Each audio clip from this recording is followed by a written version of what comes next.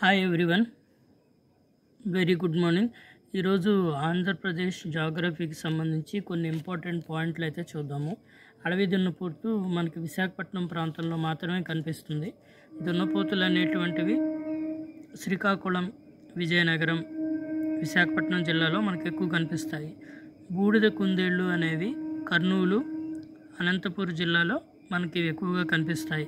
కలివికోడి సంరక్షణ కేంద్రం ఇది ఒక్కటే ఉంది ఆంధ్రప్రదేశ్లో, ఇంకెక్కడా లేదు అసలు. కడప, కర్నూలు జిల్లా అటవీ ప్రాంతంలో ఉంది. తర్వాత బుట్ట మేకల పక్షి, ఇది నంద్యాలలో ఉన్నటువంటి రోళ్లపాడు వద్ద మనకు కనిపిస్తుంది. ఇది ఉమ్మడి కర్నూలు జిల్లా. తర్వాత బూరుగుడు జింకలు, ఇవి కర్నూలు, అనంతపురం జిల్లాలో ఎక్కువగా ఉన్నాయి.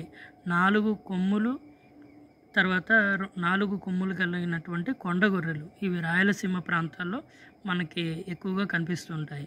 ఏపీ జాగ్రఫీకి సంబంధించినంత వరకు వన్యప్రాణి సంరక్షణ కేంద్రాలు ఎక్కడున్నాయి, ఆ తర్వాత పక్షులకు సంబంధించినవి, మొసళ్ళకు సంబంధించినవి రకరకాలు ఉంటాయి అవి. తర్వాత బయోస్పియర్ రిజర్వులు, ఇవన్నీ ఖచ్చితంగా తెలియాలి. ఆ తర్వాత జింకల పార్కులు ఎన్నున్నాయి, ఇవన్నీ.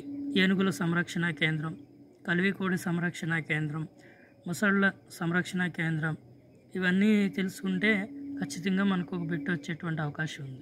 ఓకే, అలాగే నా ఛానల్ సబ్స్క్రైబ్ చేయండి, లైక్ చేయండి. మేమున్న ప్రాంతంలో పక్షులు ఉంటాయి కాబట్టి ఎక్కువ అరుస్తున్నాయి. Thank you.